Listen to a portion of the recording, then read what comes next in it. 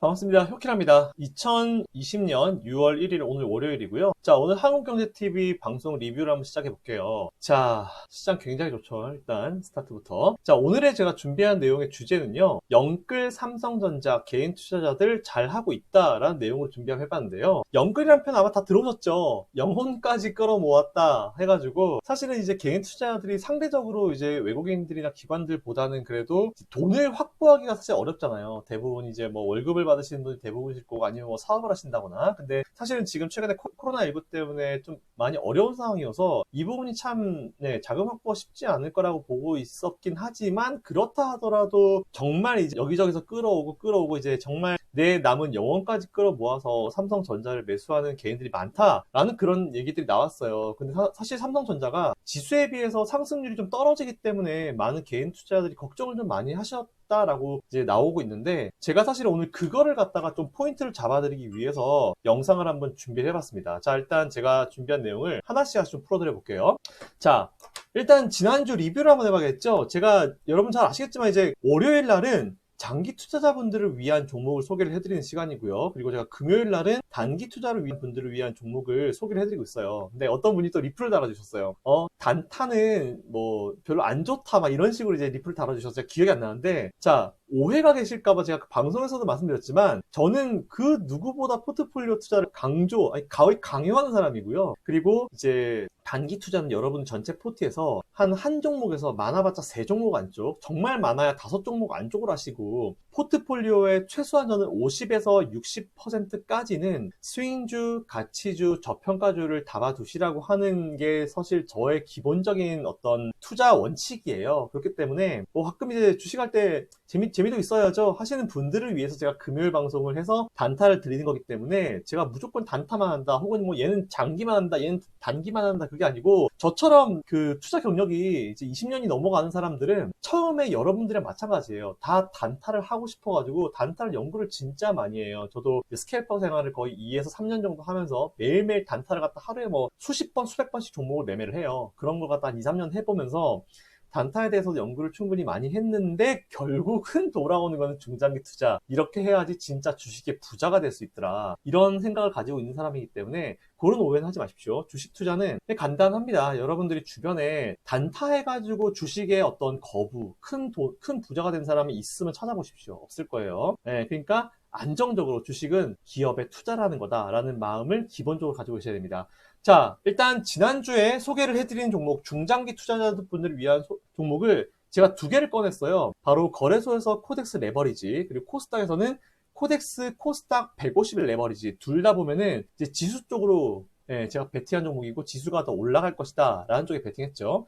잘 아시는 대로 지난주에는 미국과 중국의 무역 관련 이슈, 그리고 이제 홍콩을 둘러싼 이슈 때문에 굉장히 시장이 불안정했어요. 금요일날 제가 방송 갈 때만 하더라도 사실은 이제 굉장히 불안해하는 개인 투자자들이 정말 많았는데, 제가 방송 가서 얘기했죠. 오히려 제가 이런 얘기 했어요. 시장 빠지든지 말든지 신경 쓰지 마시고 그냥 가는 쪽으로 베팅하십시오, 이렇게 얘기를 했는데, 자, 그럼 우리가 일주일 동안 어떻게 됐는지 한번 살펴볼게요. 자, 요거는 제가 지난주 언제입니까? 맨 밑에 보시면 25일이죠. 25일 날 이 한국경제TV 출연해가지고 설명드린 건데, 코덱스 레버리지 보시는 대로 1440원. 제가 딱 멘트하고 있을 때 그때 라이블리한 가격이 1440원이었어요. 자, 그리고 두 번째로 코덱스 코스닥 150 레버리지 8835원이었죠. 자, 요 부분 한번 체크해보면 될 것 같고요. 우리 그럼 차트를 좀 보면서 설명 좀 드리겠습니다. 자, 코덱스 레버리지 지난주 금요일날도 소개했고, 지난주 월요일날도 소개했고, 하여튼 이건 할 때마다 소개를 한 종목입니다. 할 때마다 했고, 보시면은 얼마입니까? 1440원이었죠? 근데 지금 보시면 11,540원이에요. 10% 넘어갔죠? 네, 일주일만 10% 수익이 넘어갔다 라고 보시면 될 것 같고요. 두 번째 종목 한번 볼게요. 코덱스 코스닥 150 레버리지 한번 보겠습니다. 자, 요거는 방금 제가 화면에 보여드린 대로 얼마였어요? 8,835원이었죠? 근데 지금 얼마입니까? 현재가 9,730원이에요. 그러면은 한 1,000원 올랐죠? 네, 1,000원 정도 올랐으니까 이건 수익률이 10%가 가뿐하게 넘어갔죠? 오늘만 하더라도 8.29% 급등하고 있으니까. 그리고 오늘 최고가가 9,750원 정도 나오니까 가뿐하게 두 종목 다 수익률이 10%가 넘어가셨을 거예요. 지난주 금요일날 상당히 좀 어려운 시장이었었고, 정말 되게 좀 두려움이 많은 시장이었는데, 혹시나 저 믿고 이제 매수해주신 분들은 일주일 만에 수익률 10%를 확보하셨다, 이런 말씀 드리겠습니다. 자, 그러면은 이 종목을 과연 언제 팔 것인가 이게 중요하겠죠. 자, 우선은 지금 당장은 매도할 이유가 단 하나도 없습니다. 뭐 미국 중국 간의 이슈, 뭐 코로나 이거 신경 쓰지 않고 밀어붙일게요. 자, 코덱스 레버리지 한번 보겠습니다. 코덱스 레버리지는 제가 지난번에 소개해드린 대로 중장기로 이제 묶어가시는 분들 그대로 하시면 될 것 같고, 목표가는 제가 15,000원 제시해드렸죠. 15,000원 제시해드리는 이유 여러분들 혹시 기억나십니까?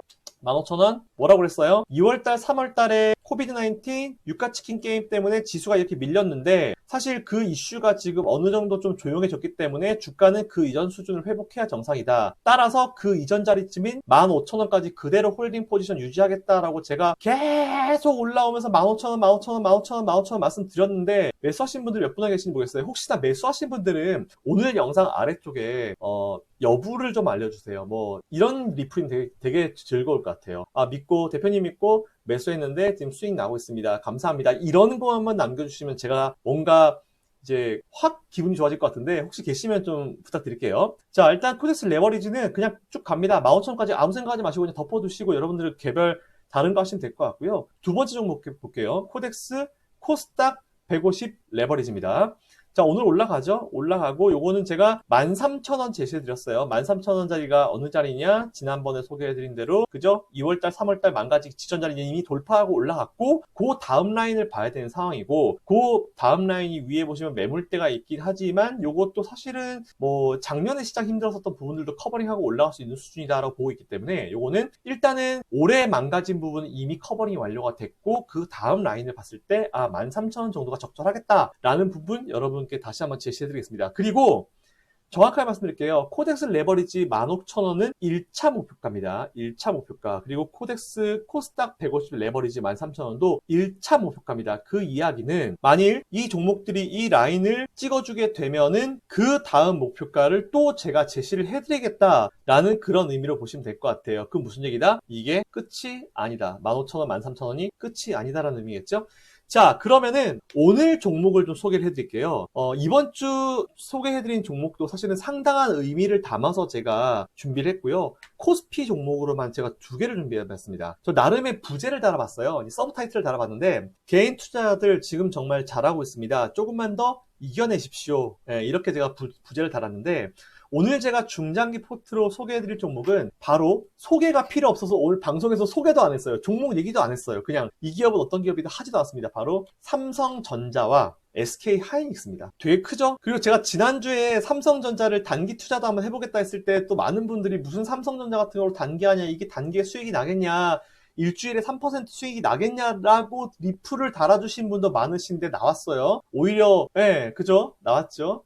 그리고 SK 하이닉스는 제가 사실 이번에 처음으로 꺼내는 카드긴 해요. 보통 삼성전자만 꺼내고 SK 하이닉스는 안 꺼냈는데, 오늘은 이 2가지 종목을 한꺼번에 꺼내겠습니다. 자, 그러면은 제가 왜 삼성전자와 SK 하이닉스를 최근에 개인들은 많이 매수했는데 사실은 주가가 올라가지 못하는 상황에서 꺼냈을까? 이유는 딱 3가지입니다. 하나씩 천천히 설명드려볼게요. 자, 첫 번째, 일단 지난주에 설명드린 대로 2월달, 3월달에 이제 시장 급락 이유가 코비드-19 그리고 유가치킨 게임이라고 설명드렸잖아요. 보면은 3전도 마찬가지예요. 2월달 시장 망가지는 거, 이거는 코비드-19, 그리고 3월달 망가진 거는 코비드-19 더하기 유가치킨 게임이에요. 그러면은 일단 이거 이슈가 나왔고, 이거 이슈가 시장에 정말 일반화됐으면은 이게 이제 더 이상 이제 악재로서의 어떤 영향이 줄어들어야 정상이거든요. 근데 이렇게 노출이 많이 되었는데도 불구하고 원자리까지 찾은 기업들도 많지만, 우리나라의 대표주라고 하는 삼성전자와 SK 하이닉스는 원자를 찾지 못했다는 부분이에요.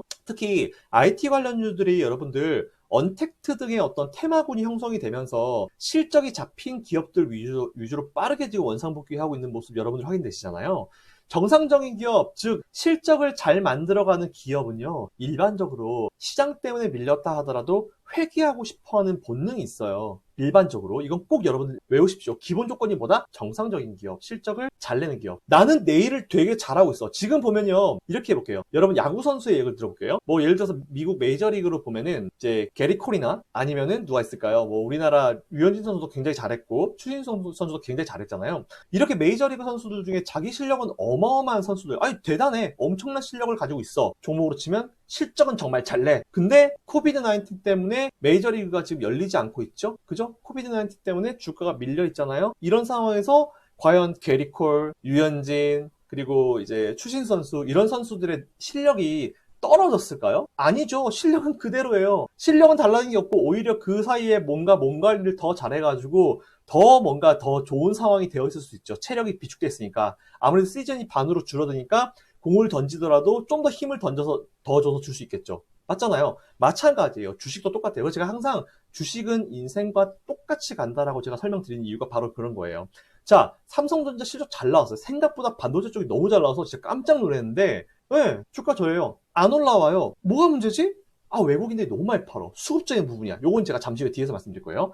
자, 어찌됐건 이에 따라서 저는 삼성전자도 간단해요. 주가가 2월달, 3월달에 망가지기 직전 자리, 코비드-19 그리고 저는 유가치킨 게임이 발생하기 직전 자리까지만 일단 1차적으로 제시를 해드릴 거예요. 그 자리가 어디냐? 삼성전자는 6만 원이죠? 누가 보더라도 깨지기 직전 이 자리잖아요. 여기까지. 여기까지 일단 놓고 그때부터 시작해야 돼요. 이게 제가 그랬어요. 요걸 가지고 볼게요. 사실은 요 부분이죠. 요거는 편집하고 드러내야 돼요. 네, 드러내야 돼요. 원래 차트 이렇게 돼 있어야 정상이에요. 여기서 우상향으로 쭉 타고 가야 정상이지. 갑자기 악재가 터져서 지수가 밀리고 시장이 밀린 거잖아요. 그러면 어쨌든 스타팅 포인트가 어디다? 제가 봤을 때 6만 원이다. 따라서 이 지수, 이 상승, 어떤 삼성전자의 주가는 6만 원까지는 올라와 있어야지 거기서부터 스타팅 포인트인 거예요. 근데 지금 매수하신 분들은 지금보다 9,000원도 높은 자리니까 대략 18%, 한 20% 가까이 수익이 되잖아요. 이건 그냥 우리가 앉아서 먹을 수 있는 거예요.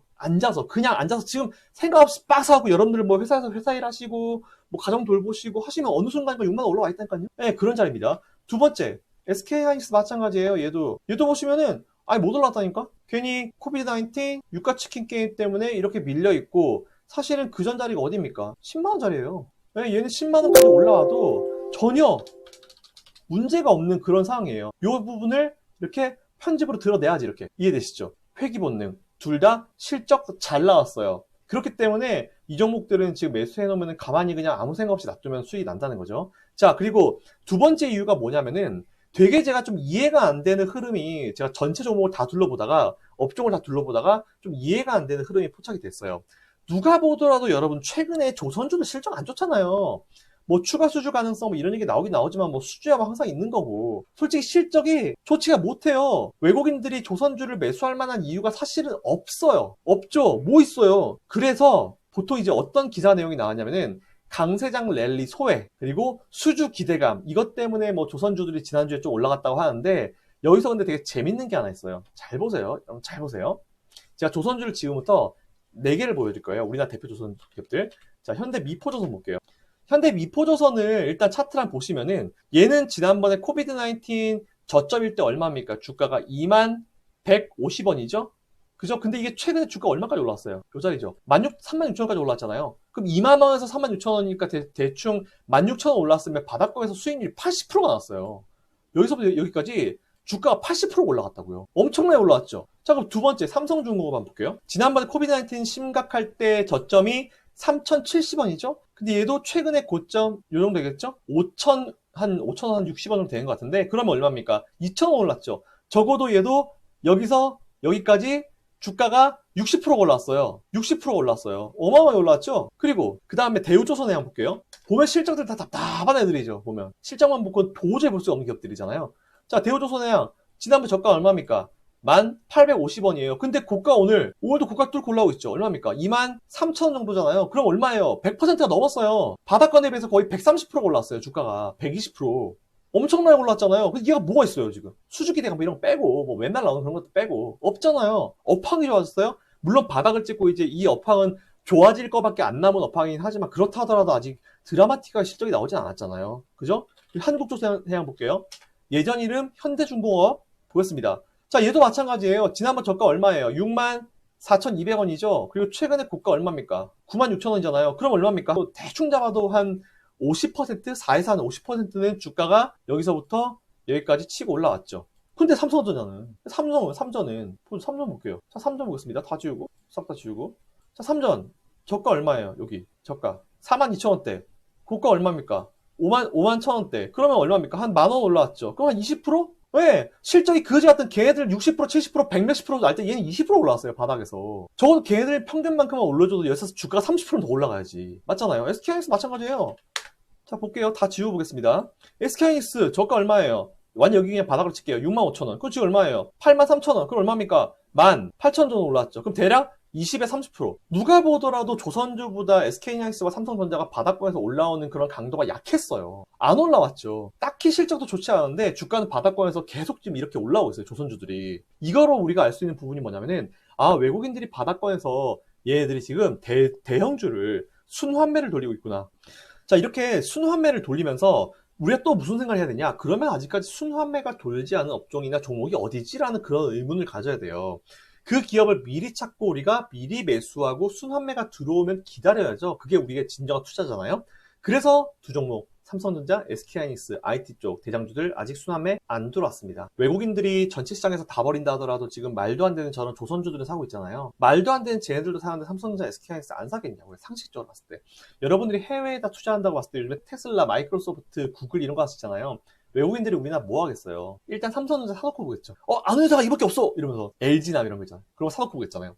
자, 그거 체크하시면 될 것 같고, 자, 제가 이제 그리고 마지막 세 번째 이유, 왜 삼성전자와 SK하이닉스를 소개해드렸냐? 세 번째 이유가 이번 상승장의 대장은 IT가 될 거다라고 저는 작년 방송부터 계속 말씀을 드렸어요. 그때 귀 밑에 리플에 악플 날리고 비판하고 하여튼 어마어마하게 진짜 욕을 했는데 지수가 가겠냐, 경제 기본도 모르는 증권사 직원이 나왔다. 증권사 직원도 아닌데. 네, 이렇게 나왔다. 또 온갖 얘기를 다 하는데 지금은 보시면 그에 대한 반론을 아무도 못 하실 거예요.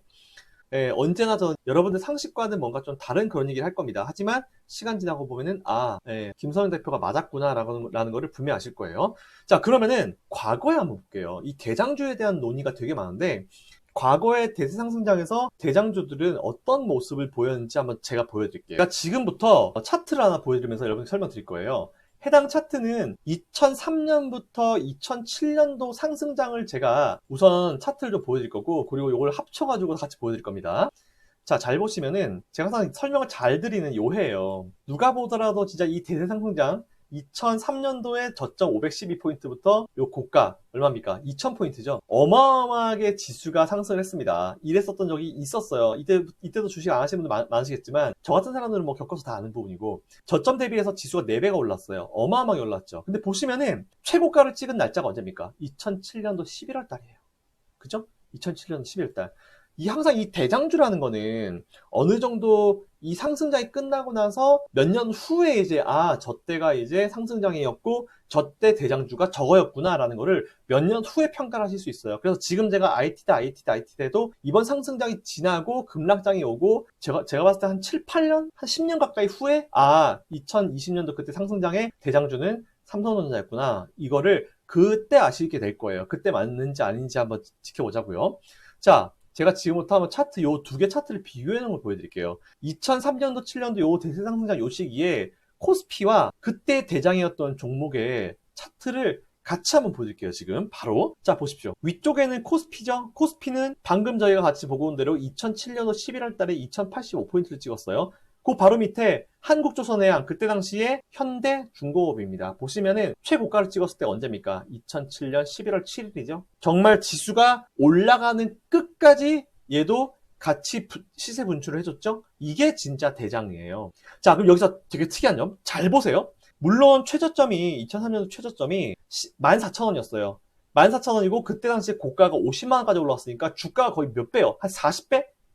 한 30배에서 40배까지 주가가 급증했죠. 요거만 1억만 사놨어도 30배 터졌으니까 30억 됐겠죠? 2년 만에. 이런 게 대장주예요. 이런 게. 자, 근데 하나 특이한 게 있어요. 요때는 주가 흐름이 거의 크게 많이 안 올라간 것 같아. 근데 딱 보니까 2007년도 초반부터 얘는 진짜 주가가 올라가는 각을 세웠구나. 이걸 보실 수 있는 게 그 앞에 있잖아요. 그 앞에 어떤 종목이 올라갔냐면은 여러분들한테 지금 꿈과 희망을 실어주고 있는 바이오 제약 기업들 있죠.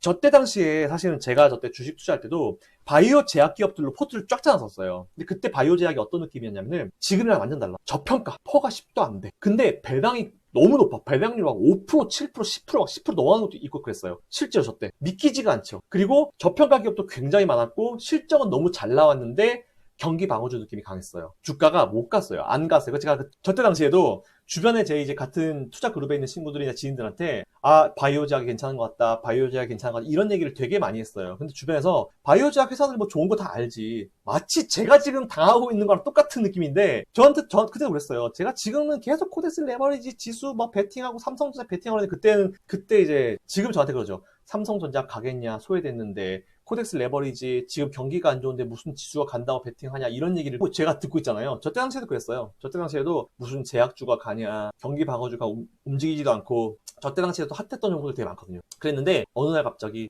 그쪽으로 수급이 들어오기 시작합니다. 그러면서 여기에 피크를 찍은 게 뭐다? 황우석 이슈가 저 때 피크를 찍으면서 바이오, 제약 그리고 뭐 어떤 줄기세포 이런 쪽들이 완전 날아가기 시작했죠. 그러면서 앞에서 스타트를 끊어줬어요. 스타트를 끊어줬고 이걸 중간에 대형주들로 어느 정도 해먹고 외국인 기관 빠지고 개인들이 이걸 다 받아먹으면서 외인들의 메인 수급이 조선해양 쪽으로 한국조선해양을 비롯한 대형주 쪽으로 넘어왔거든요. 조선주 쪽으로 많이 넘어왔거든요. 근데 개인들이 못 따라갔어요. 그때 당시에. 계속 바이오제약 지금도 바이오제약 좋아하잖아요. 그때도 그랬어요. 똑같았어요. 항상. 그러다가 저걸 놓쳤죠. 한국조선해양 사실 요 2007년도 초반에만 매수했어도 이때 주가가 한 10만 원꼴 되는 것 같은데 이때만 매수했어도 1년 만에 주가 5배로 가잖아요.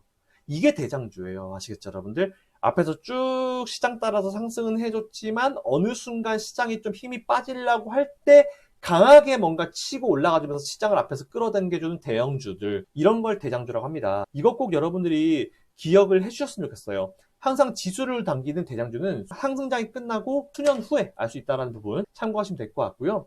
어쨌든 저는 이번에 상승장이 지나고 나서 수년 후에 한국조선은 이때 당시 해운조선해양 같은 이런 종목이 삼성전자가 될 것이라는 의견을 드리겠습니다. 그리고 영혼까지 끌어모아가지고 삼성전자 매수하신 우리 개인 투자자분들 있죠. 힘내십시오. 조금만 버티시면은 여러분들께 분명히 볕들 날이 있을 겁니다. 제가 봤을 때 얼마 안 남았어요. 그러니까 지금 내가 하고 있는 게 맞나? 이런 생각 하지 마세요. 그리고 삼성전자를 매수를 하고 있는데 꼭 옆에 누가 하여튼 보면 누군가 꼭 야, 나 이거 가지고 상한가 먹었어. 뭐 언택트 가지고 상한가. 야, 지금 언택트지. 막 이런 사람 되게 많아요. 막 지금 무슨 테마지, 무슨 테마지.